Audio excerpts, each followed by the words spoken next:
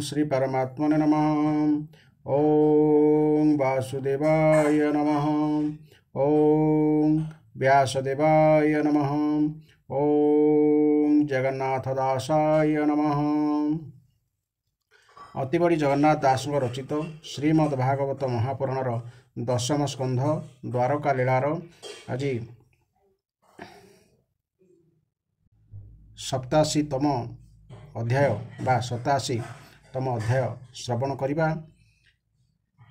विगत अध्याय सुदामा निज स्त्रीर अनुरोध क्रमे श्रीकृष्णकर अतिथि सत्कार लाभ करथिले। तापरे सुदामांकर किपरि ऐश्वर्य प्राप्ति होइथिला ताहा वर्तमान एही अध्याय आमे श्रवण करिबा। 87तम अध्याय। श्रीदामा तहु चूड़ाने बलेखा इण भावग्राही इंदुष पति बलि देले वर्णित 87 अध्याये। एमंते हरिपादि ध्याई परीक्ष आगे सुक कही श्री शुक उवाच गोविंद मित्र अंग संगे विविध कथा भावरंगे जे हरि सर्वभूतगामी जारम हिमा अंतर्जामी मित्रव दन चाहि हसी बोलंती प्रभु ब्रह्मराशि विप्रव छल चक्रपाणी जारक टाखे कमलिनी मित्रर सर्व अंग चाहि हसिबो लंती भावग्राही भो मित्र मोर प्राण सखा किसा निछ मते देखा मोर भो कत प्राणी जेबे मते पू जई प्रेम भावे से अणु मात्रे जेबे देई पर्वत प्राय मुमणई जे मोर भाव न जानती पर्वत प्राय धन दियंती से मते दिशे तुच्छ प्राय बोलंती प्रभु देवराय पत्रकू सुम फल आणी जे मते भावे दियंती आणी तारभ कति भावे लई मुख प्रसारी मो भंजई एमंत कही रमाकांत भावे पातिले बेनिहस्त देखिच इत विप्रवर अंतरे करई विचार मोर अर्जित कर्मफल आनिछि पृथुक तुंडोल केमंते देवी मित्र करे हसिबे नारी अंतपुरे एमंत भाड़ी लज्जा दुखे विप्रर हिला अधमुखे ता देखी कमलार बर हृदरे करंती विचार ए विप्र पत्नीर वचने मिलिला मोहर भुवने दरिद्र पणे दुख पाई अर्जिला कर्म न जानई एहार पूर्व जन्म जेते निष्कामे भजी अछि मोते से काले भोग न बांछई एबे पा इब भोग काहि पत्नी चने भोग चिंते जेबे मी लीला मोग्रते पतिव्र तार सुख अर्थे मोहर मित्र पणहिते देवीश पद सर्वभाव ब्रह्मांड मध्ये जे दुर्लभ एते भी चारि नरहरि विप्रर जीर्ण वस्त्र धरी कि वस्तु बलि आदि मूल घेनिले पृथु कतंडूल छिंडाक बटा मधु फेई कृष्ण बो लंती करे लई कबटा अर्थात कना बा कपड़ा ভৌমিত্র তুম্ভ উপহার এ মোর প্রাণ প্রীতিকর তুম্ভর পৃথু কতণ্ডূল অশেষ ভুবন মণ্ডল মোহর জীবন সহিতে ত্রুপত কল আজমতে এমন্ত কহি নরহরি বেনিলো চনু বহে বারি গোবিন্দ মিত্র প্রিয়র্থে পৃথুত ডোল বেনিহস্তে কমলা চাহে স্থির দুষ্টি তুণ্ডে ভরিলে কমুষ্টি সন্তোষে ভুঞ্জি দামোদর দ্বিতীয় মুষ্টি ধরি কর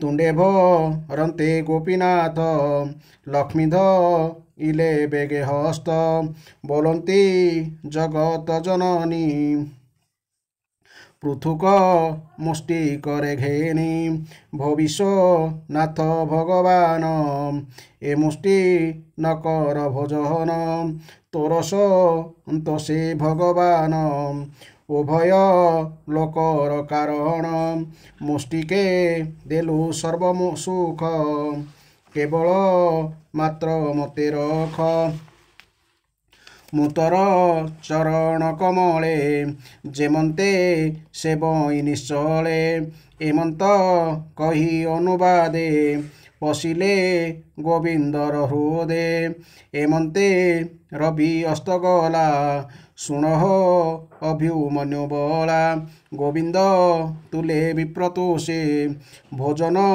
কলে ষড় রসে রত্নপ লঙ্কে কৃষ্ণ সঙ্গে রজনী বঞ্চিলে আনন্দে অঙ্গনী বেশি কৃষ্ণ দেহে মণিলা স্বর্গ ভোগ প্রায় এমন্তে পাহিলা রজনী গোবিন্দ ঝিন বস্ত্র ঘেনি বিপ্রেক রাই অবধান পালটি পিন্ধাই বসন আনন্দে আলিঙ্গন করি ভাবে ব্রাহ্মণ পাদ ধরি অনুগ মন কিছু দূরে বিপ্রপে শিলে নিজ পুরে এবে হো শুণ কুরুবীর বিপ্রচ লই নিজ ঘর বিপ্রগ মন্তে নিজ স্থানে ভালই কৃষ্ণ গুণ মনে ধনন দেলে নারায়ণ লাজেন মাগিলা ব্রাহ্মণ পথে গ মই ধীর পাদে শ্রীকৃষ্ণ দর্শন আনন্দে লজ্জা জড়িত অধোমুখে কিবা কহিব পত্নী মুখে অহো ধূত কর্ম শুণ বিপ্রব ছল নারায়ণ অতীত হৃদ্র মুপামর সে হরি করুণা সাগর কমলা সেবে যার পাদে সে হৃদে পরম আনন্দে লগাই মতে তোষ মন নিবিড় কলে আলিঙ্গন কাহিদ হৃদ্র পাপি মুহি কোটি ব্রহ্মাণ্ড নাথ কাহি ব্রাহ্মণ বলি দয়া কলে শ্রীভুজে আলিঙ্গন দেলে লক্ষ্মী পলঙ্কে মতে নেই ভাইর প্রায় স্থান দেই চামর ধরি বেনি করে পত্নী সহিতে বিঞ্চি ধীরে মিত্র সুহৃদ বন্ধুবর্গে মতে পূজিলে ষড়র্গে যে হরি সংসারে দুর্লভ সে মতে হইলে সুলভ বিপ্রদে বতা সে যুকতে এণু পূজিলে কৃষ্ণ মহতে বিপ্রদেবতা অর্থ ব্রহ্মণ্য দেব বা বিপ্রভক্ত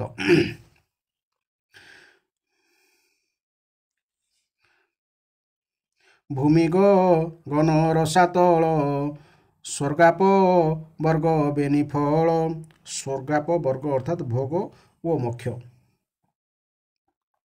সর্বসম্পদর কারণ যাহার অভয় চরণ সে মোর মিত্র নরহরি হৃদরে ଏମନ୍ତ ବିଚାରି ଦୁଃଖିତ ହୃଦ୍ର ଏ ବ୍ରାହ୍ମଣ ଏହାକୁ ଯେବେ ଦେବି ଧନ ପ୍ରାପତେ ମତ ହୋଇ ମୋତେ ସ୍ମରିବ ଆଉ ନାହିଁ ତାହାର ଯେତେ ମୋତେ ଦୟା ମୁଁ ପାପି ନ ଜାଣଇ ତାହା ଏଣୁ ନ ଦେଲେ ମୋତେ ଧନ୍ୟ ସେ ମୋହର ଜୀବନ ଏମନ୍ତେ ବିଚାରି ମନରେ ବିପ୍ରମେ ଲୀଳା ନିଜ ପୁରେ ଦେଖଇ ଆପଣା ମନ୍ଦିର କିଅ ବା ଦେବା ପଟାନ୍ତର ରବିୟ ନଳ ଚନ୍ଦ୍ରକାନ୍ତି ବିମାନେ ବେଢ଼ି ବିରାଜନ୍ତି ନାନାବି ଚିତ୍ର ଉପବନ ହଂସମ ୟୁରୋପିକ ସ୍ୱନ ବିବିଧ ଚଳାଶୟ ରାଶି ପୁଷ୍ପସୁ ଗନ୍ଧ ବାଏ ମିଶି କହ୍ଲାର ଉତ୍ପଳ କୁମୁଦ ପବନେ କରନ୍ତି ଆମୋଦ ନାରୀ ପୁରୁଷ ନବରଙ୍ଗେ ବିବିଧ ଅଳଙ୍କାର ଅଙ୍ଗେ ଏମନ୍ତେ ଦେଖି ବିପ୍ରବର ହୃଦରେ କରଇ ବିଚାର ଏକିକା ହାର ଦିବ୍ୟପୁର ଅବନୀ ମଧ୍ୟେ ଅଗୋଚର ମୋହର କୋଟି ଏହି ସ୍ଥାନେ ଛାଡ଼ି ଯେ ଗଲି ବିଦ୍ୟମାନେ ଦରିଦ୍ର ପତ୍ନୀ ଗଲା କାହିଁ କିଅ ବା ପଥ ହୁଡ଼ିଲ ହୋଇ ଭ୍ରମେୟ ଇଲି ଅନ୍ୟ ସ୍ଥାନେ ଏମନ୍ତ ବିଚାରଇ ମନେ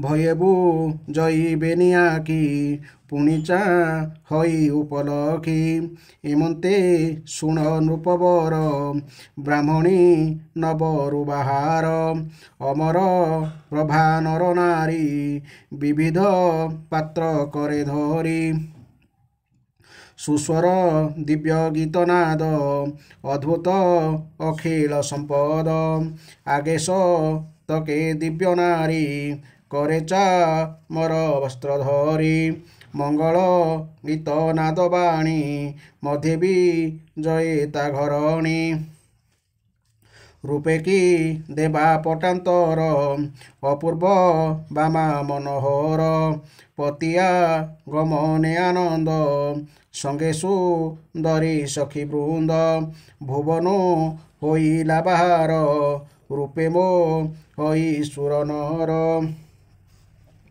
कमला जेन्हे हरिपुरे ब्राह्मणी सोहे से प्रकारे विप्रका मिनी पतिव्रता जगते जार पुण्य कथा नयने अश्रु जलपुरी स्वामी चरण करे धरी भावे न मई पुण पुण मनरे कला लिंगन ब्राह्मण निज नारी चाही चकित मने विचारई सुंदर निबिड़ शुश्रोणी किए गन विलासिनी अद्भुत कांति रूप दिशे सुंदरी दासी गणपासे एमंते स्वामी कर धरी घरे नीला विप्रनारी स्तंभेदी सई रत्न राशि इंद्रभू वन प्राय दिशी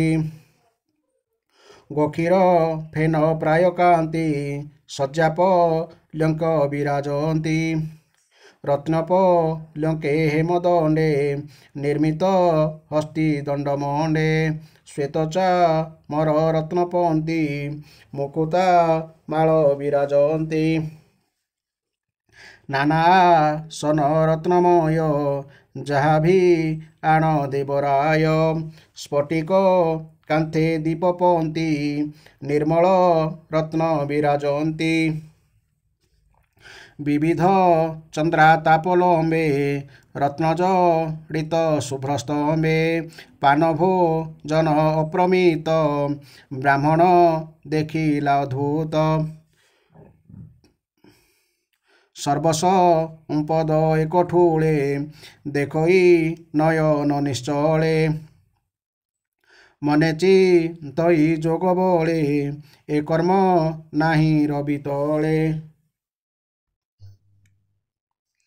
ଏମନ୍ତ ସମ୍ପଦ ମୋହର ନିଶ୍ଚୟ ଦେଲେ ଦାମୋଦର ଜନ୍ମଦ ହୃଦ୍ର ମୁଁ ଦୁର୍ଭଗ ଶ୍ରୀକୃଷ୍ଣ ଦର୍ଶନର ଯୋଗ୍ୟ ଦ୍ୱାରକା ପୁରେ ମୁଁ ଯେ ଥିଲି ଏଡ଼େ ସମ୍ପଦ ନ ଦେଖିଲି ପରମାନନ୍ଦର ମହିମା ନିଗମ ନ ଜାଣଇ ସୀମା ମାଗିଲେ ନିଷ୍ଠୁର ଭଜଇ ଭକତେ ଅଚିନ୍ତ୍ୟ ସେ ଦେଇ କାଳନି ଯମ ଯାର ନାହିଁ ଗଗନ ଘନ ପ୍ରାୟ ଦେଇ ମୋହର ମିତ୍ର ଯଦୁପତି ବେଦନ ଜାଣେ ଯାର ଗତି ଅଭାବେ ଦେଲେ କୃଷ୍ଣଚିତ କିଞ୍ଚିତ ମଣଇ ବହୁତ ଅଳପ ଦେଲେ ଭାବ ଘେନି ବହୁତ କରେ ଅନ୍ତର୍ଯାମୀ ଅଭାବ ଦେଲେ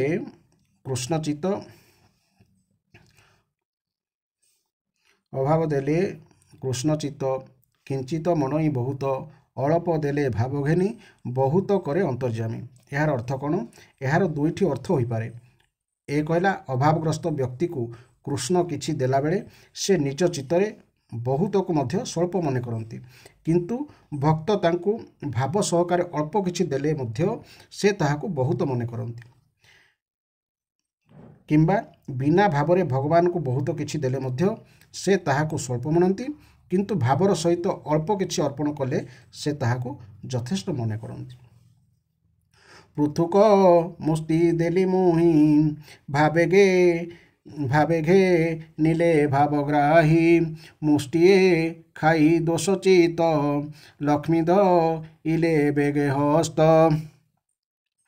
ତେଣୁ ଏ ସମ୍ପଦ ମୋହର ଏତେ ବି ଚାରି ବିପ୍ରବର ବୋଲଇ ହୋଇ କୃତକୃତ୍ୟ କପାଳେ ଦେଇବିନି ହସ୍ତ କୃଷ୍ଣ ଚରଣେ ମୋର ଚିତ ନିଶ୍ଚଳେ ରହୁ ଅବିରତ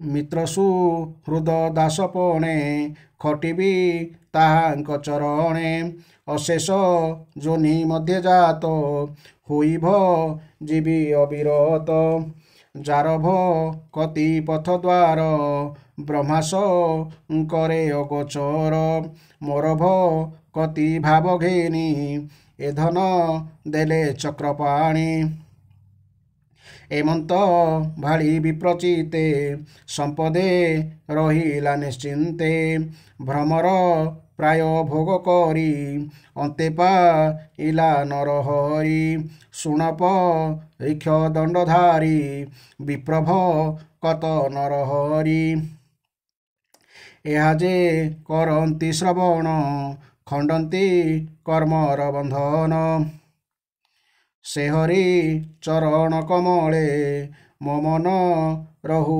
ସୁନିଶ୍ଚଳେ କହଇ ଜଗନ୍ନାଥ ଦାସ କୃଷ୍ଣ ଚରଣେ କରିଆସ ଇତି ଶ୍ରୀମଦ୍ଭାଗବତେ ମହାପୁରାଣେ ପରମହଂସା ସହିତାୟାଂ ଦଶମ ସ୍କନ୍ଧେ ବିପ୍ର ଶ୍ରୀଦାମା ଦାରିଦ୍ର୍ୟ ଭଞ୍ଜନ ନାମ ସପ୍ତାଶୀତମ ଅଧ୍ୟାୟ।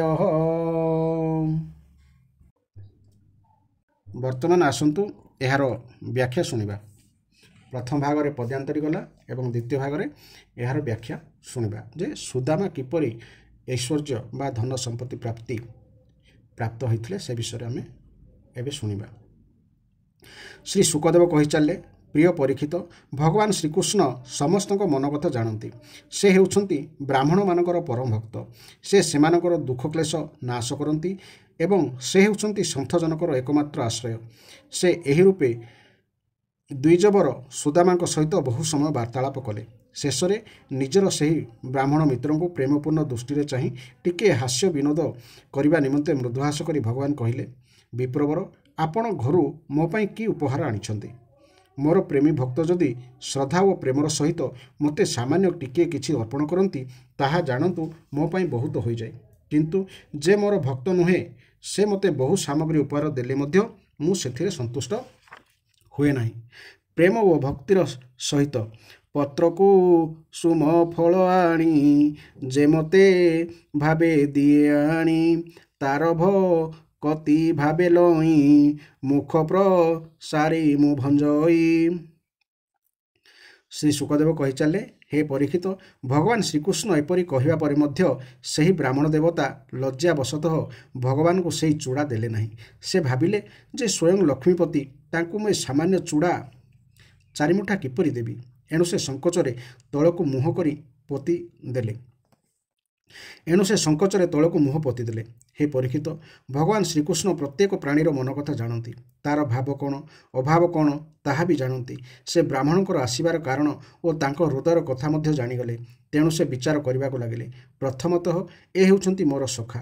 ଦ୍ୱିତୀୟରେ ଏ ମୋତେ ଭଜି ମଧ୍ୟ କେବେ ହେଲେ ଧନ ସମ୍ପଦ କାମନା କରିନାହାନ୍ତି। ବର୍ତ୍ତମାନ ଏ କେବଳ ନିଜର ପତିବ୍ରତା ସ୍ତ୍ରୀକୁ ଖୁସି ରଖିବା ନିମନ୍ତେ ଓ ସେ କହିବାରୁ ହିଁ ମୋ ପାଖକୁ ଆସିଛନ୍ତି। ତେଣୁ ମୁଁ ଏହାଙ୍କୁ ଏପରି ସମ୍ପତ୍ତି ଦେବି ଯାହାକି ଦେବତାମାନଙ୍କ ପକ୍ଷରେ ମଧ୍ୟ ଦୁର୍ଲଭ।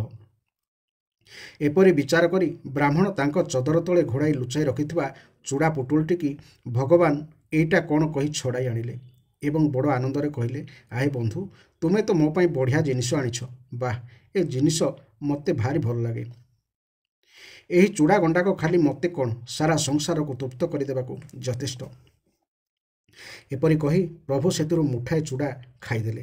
ସେ ଆଉ ମୁଠାଏ ଚୂଡ଼ା ଧରିଛନ୍ତି କି ନାହିଁ, ସାକ୍ଷାତ ଲକ୍ଷ୍ମୀ ସ୍ୱରୂପିଣୀ ରୁକ୍ମିଣୀ ଶ୍ରୀକୃଷ୍ଣଙ୍କ ହାତ ଧରି ପକାଇଲେ। କାରଣ ସେ ତ ଭଗବାନଙ୍କ ପ୍ରତି ଏକାନ୍ତ ଅନୁରକ୍ତ। ତେଣୁ ସେ ତାଙ୍କୁ ଛାଡ଼ି ଅନ୍ୟ କେଉଁଠାକୁ ଯିବାକୁ ଚାହୁଁନଥିଲେ। ରୁକ୍ମିଣୀ କହିଲେ, ହେ ଜଗନ୍ନାଥ, ସେତିକି ଥାଉ। ଆପଣ ଯେଉଁ ମୁଠିକ ଚୂଡ଼ା ଖାଇଦେଲେଣି ସେତକ ଆପଣଙ୍କୁ ସନ୍ତୁଷ୍ଟ କରିବାକୁ ଯଥେଷ୍ଟ ହୋଇଗଲାଣି ଏବଂ ମନୁଷ୍ୟକୁ ଇହଲୋକରେ ତଥା ପରଲୋକରେ ସମ୍ପଦ ଓ ସମୃଦ୍ଧି ପ୍ରଦାନ କରିବାକୁ ତାହା ଯଥେଷ୍ଟ ହୋଇଗଲାଣି। ହେ ପରୀକ୍ଷିତ, ସୁଦାମା ବ୍ରାହ୍ମଣ ସେଦିନ ରାତିଟା ଭଗବାନ ଶ୍ରୀକୃଷ୍ଣଙ୍କ ଭବନରେ କଟାଇଲେ। ସେଠାରେ ସେ ବଡ଼ ଆରାମରେ ଖିଆପିଆ କଲେ ଏବଂ ବୈକୁଣ୍ଠରେ ପହଞ୍ଚିଲା ପରି ଅନୁଭବ କଲେ। ତା ପରଦିନ ସକାଳେ ଭଗବାନଙ୍କଠାରୁ ବିଦାୟ ନେଇ ସେ ଘରକୁ ଫେରିଲେ। ସକଳ ଜଗତର ସ୍ୱାମୀ ତଥା ଆତ୍ମସୁଖର ପ୍ରତିମୂର୍ତ୍ତି ଭଗବାନ ଶ୍ରୀକୃଷ୍ଣ ତାଙ୍କୁ ବାଟେଇ ଦେବାକୁ କିଛି ଦୂର ଗଲେ ଓ କୋମଳ ଓ ମଧୁର ବଚନ କହି ତାଙ୍କୁ ପ୍ରଣାମ କରି ତାଙ୍କୁ ଆନନ୍ଦିତ କରିବା ପରେ ବିଦାୟ ଦେଲେ। ସୁଦାମା ଶ୍ରୀକୃଷ୍ଣଙ୍କ ଠାରୁ ପ୍ରତ୍ୟକ୍ଷ ରୂପରେ କିଛି ପାଇଲେ ନାହିଁ, ତଥାପି ସେ ତାଙ୍କୁ କିଛି ମାଗିଲେ ନାହିଁ। ବରଂ ସେ ନିଜ ଚିତ୍ତର ସଂକୀର୍ଣ୍ଣତା ନିମନ୍ତେ କିଛିଟା ଲଜ୍ଜିତ ହେଲେ। ଯାହା ହେଉ, ଭଗବାନ ଶ୍ରୀକୃଷ୍ଣଙ୍କ ଦର୍ଶନ ପାଇଥିବାରୁ ସେ ବିଶେଷ ଆନନ୍ଦିତ ହୋଇ ଘରମୁହାଁ ହୋଇ ଚାଲିଲେ। ବାଟରେ ସେ ମନେ ମନେ ବିଚାର କରିବାକୁ ଲାଗିଲେ, ଆହା, କେଡ଼େ ଆନନ୍ଦ, ଆଶ୍ଚର୍ଯ୍ୟର କଥା ନୁହେଁ ସତେ। ବ୍ରାହ୍ମଣମାନଙ୍କୁ ନିଜର ଇଷ୍ଟଦେବ ବୋଲି ମାନୁଥିବା ଭଗବାନ ଶ୍ରୀକୃଷ୍ଣଙ୍କର ବ୍ରାହ୍ମଣ ଭକ୍ତି ମୁଁ ଆଜି ସ୍ୱଚକ୍ଷୁରେ ଦେଖିବାକୁ ପାଇଲି। ସତରେ ସେ ଧନ୍ୟ, ଯାହାଙ୍କ ବକ୍ଷସ୍ଥଳରେ ସ୍ୱୟଂ ଲକ୍ଷ୍ମୀ ସର୍ବଦା ବିରାଜମାନ ହୋଇଥାନ୍ତି। ସେହି ପ୍ରଭୁ ଆଜି ମୋ ଦରିଦ୍ରକୁ ନିଜ ବୁକୁରେ ଚାପି ଧରି ଆଲିଙ୍ଗନ କଲେ। ମୋ ପରି ନିତାନ୍ତ ପାପୀ ଓ ଦରିଦ୍ର କେଉଁଠି ଏବଂ ଲକ୍ଷ୍ମୀଙ୍କର ଏକମାତ୍ର ଆଶ୍ରୟ ଭଗବାନ ଶ୍ରୀକୃଷ୍ଣ କେଉଁଠି। ତଥାପି ଏ ଜଣେ ବ୍ରାହ୍ମଣ, ଏତିକି ଜାଣି ସେ ମୋତେ ଦୁଇ ବାହୁରେ ଜାବୁଡ଼ି ଧରି ଆଲିଙ୍ଗନ କଲେ। କେବଳ ସେତିକି ନୁହେଁ ତ, ମୋତେ ନେଇ ତାଙ୍କର ସେହି ପଲଙ୍କରେ ଶୋଇଦେଲେ ଯେଉଁଥିରେ କି ତାଙ୍କର ପ୍ରାଣପ୍ରିୟା ରୁକ୍ମିଣୀ ଶୟନ କରନ୍ତି। ସେ ମୋତେ ଏକ ମା ପେଟର ଭାଇ ପରି ଆଦର କଲେ। ଅଧିକ କ'ଣ ବା କହିବି। ମୁଁ ଚାଲି ଚାଲି ଥକି ଯାଇଛି ଦେଖି ସ୍ୱୟଂ ତାଙ୍କର ପାଟରାଣୀ ରୁକ୍ମିଣୀ ନିଜେ ଚହର ଢାଳି ମୋର ସେବା କଲେ। ଆହା, ଦେବତାମାନଙ୍କର ଆରାଧ୍ୟ ଦେବତା ହୋଇ ମଧ୍ୟ ବ୍ରାହ୍ମଣମାନଙ୍କୁ ନିଜର ଇଷ୍ଟଦେବ ବୋଲି ମାନୁଥିବା ପ୍ରଭୁ ମୋର ଗୋଡ଼ ଚିପି ଦେଇ ନିଜ ହାତରେ ମୋର ଭୋଜନ ଆଦିର ବ୍ୟବସ୍ଥା କରି ଏବଂ ଏତେ ପ୍ରକାର ସେବା ଶୁଶ୍ରୂଷା କରି ମୋତେ ଦେବତାଙ୍କ ପରି ପୂଜା କଲେ। ଯାହାଙ୍କ ଚରଣ ପୂଜା କଲେ ସ୍ୱର୍ଗ, ମୋକ୍ଷ, ପୃଥିବୀ ଓ ରସାତଳର ସକଳ ସମ୍ପତ୍ତି ତଥା ସମସ୍ତ ଯୋଗସିଦ୍ଧି ମିଳିଯାଏ।